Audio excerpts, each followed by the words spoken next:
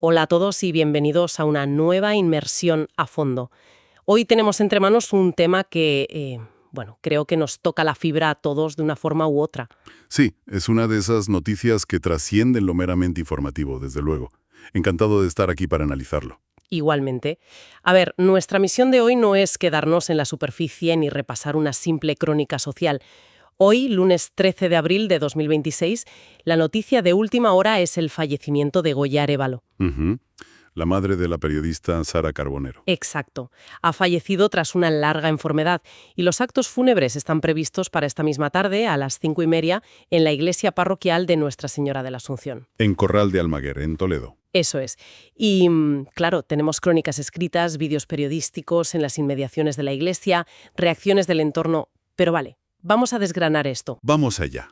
porque solemos mirar a las figuras públicas como si fueran, no sé, árboles inmensos, árboles con unas hojas brillantes que todo el mundo ve y admira al sol. Claro, la fachada pública. Sí, pero rara vez miramos bajo tierra.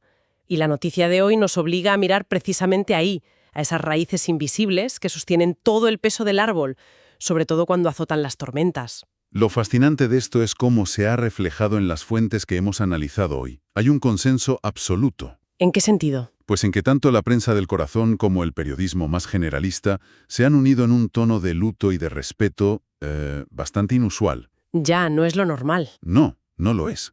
Y creo que esto ocurre porque estamos ante la pérdida de un pilar fundacional. Estamos hablando de la diferencia abismal entre la imagen pública y la realidad privada. O sea, Goyi no era el personaje público, era quien sostenía al personaje. Totalmente. Fue el pilar fundamental de Sara Carbonero. Y para entender la magnitud de este seísmo, tenemos que irnos un poco atrás, a esa batalla tan pública y devastadora que tuvo Sara contra el cáncer de ovario entre 2019 y 2020. Madre mía, es verdad, qué época tan dura. En aquel momento las fuentes nos confirman que Goyi fue el escudo absoluto. Era quien la acompañaba a las revisiones, quien ponía la fuerza cuando a su hija le faltaba la energía. Claro, y aquí es donde yo me pregunto, entonces, ¿qué significa todo esto a nivel profundo?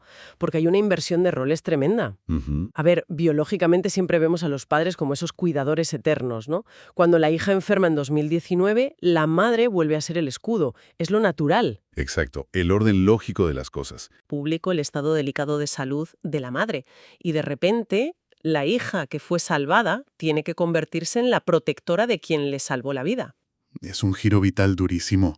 Si conectamos esto con el panorama general de la psicología familiar, a esto se le llama a veces enfrentarse a la vulnerabilidad de la figura de apego principal. O sea, ver que tu refugio se está derrumbando. Eso es. Y lo que destaca en todas las piezas informativas que tenemos es la lucha silenciosa. La familia construyó un auténtico muro de contención. Un hermetismo casi militar, ¿verdad? Totalmente. Contrasta muchísimo con el ruido mediático que siempre rodea a la figura de Sara. Han llevado la enfermedad de Goyi en la más estricta intimidad, protegiéndola de los focos a toda costa. Es que mantener ese silencio requiere muchísima energía. Y claro, cuando tienes que estar lidiando con esa carga emocional gigantesca, necesitas un lugar seguro. Un santuario. Exacto. Y aquí es donde la cosa se pone realmente interesante, porque pasamos del vínculo emocional a la geografía de todo esto, al escudo físico. Corral de Almaguer. Eso es, todo este proceso de despedida no está ocurriendo en Madrid, donde está el ruido y el foco mediático. Está ocurriendo en el pueblo natal, en Toledo. El lugar donde residía Goy. Sí, y me gustaría lanzarte una reflexión sobre esto, porque yo lo veo como una especie de burbuja del pueblo, como si fuera una fortaleza medieval a nivel emocional. Es una buena analogía. ¿Acaso el entorno físico o las raíces de la infancia no actúan como una extensión del abrazo materno? Sobre todo para alguien que está tan expuesto al escrutinio en las grandes ciudades. Absolutamente. Desde el análisis psicológico, buscar refugio en los orígenes tiene un sentido clarísimo. El duelo no ocurre en el vacío. Claro, necesita paredes. Necesita anclajes. Cuando se pierde el pilar materno, hay una desorientación vital enorme. Volver a la localidad natal es una forma de anclarse a la identidad original. O sea, dejar de ser la famosa y volver a ser simplemente la hija. Eso es. En Madrid es la periodista, la empresaria, la figura pública. En Corral de Almaguer es Sara, la hija de Goyi. Y reconectar con esa identidad base es fundamental para que la mente se sienta segura y pueda procesar el shock. Pero, a ver, permíteme hacer un poco de abogado del diablo aquí. Porque también podría interpretarse como, no sé, como una huida. ¿En qué sentido? Pues que aislarse en un pueblo, lejos de la ciudad, donde tienes tu vida diaria, tu trabajo, podría verse como una forma de esconderse, de retrasar el enfrentamiento con la realidad adulta y dura de que tu madre ya no está.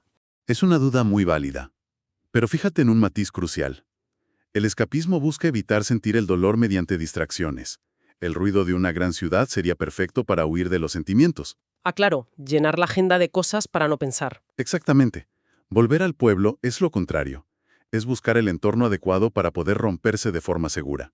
Es asumir el dolor, no evitarlo. Ya lo entiendo.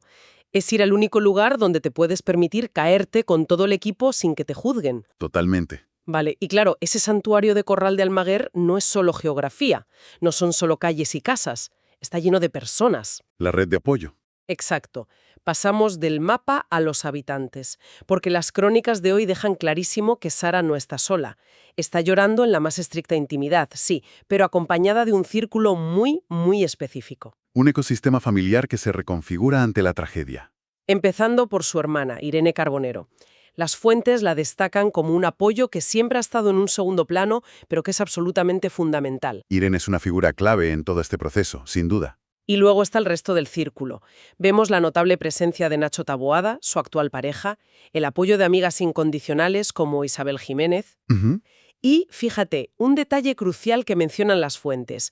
Iker Casillas viajó de inmediato para apoyar a la madre de sus hijos. Esto plantea una pregunta importante sobre cómo entendemos las familias hoy en día. Totalmente. Es que aquí yo veo un choque frontal contra lo que la sociedad suele esperar. Siempre hay esa expectativa del salseo, de la tensión entre exparejas y nuevas parejas. El mito de la familia rota tras un divorcio. Eso es, nos venden que si hay divorcio todos son trincheras, pero aquí tenemos a Iker Casillas y a Nacho Taboada en el mismo espacio formando parte del mismo ecosistema de apoyo. Porque las crisis graves actúan como un filtro de madurez espectacular. Yo lo veo como un sistema de raíces interconectadas. En este momento de dolor, las etiquetas de exmarido o nuevo novio desaparecen por completo. Solo importa sostener el tronco principal que se está tambaleando. Has dado en el clavo, lo que nos demuestra que Iker Casillas no falte a esta cita, que deje todo para estar ahí, es que hay un vínculo de cuidado que persiste muy por encima del contrato matrimonial. Claro, hay hijos en común, hay una historia compartida. Exacto. Demuestra una estructura familiar moderna y muy sana, que sabe protegerse en el dolor. El sistema nervioso de la persona que sufre el duelo no puede permitirse gestionar tensiones externas. Necesita una red sólida.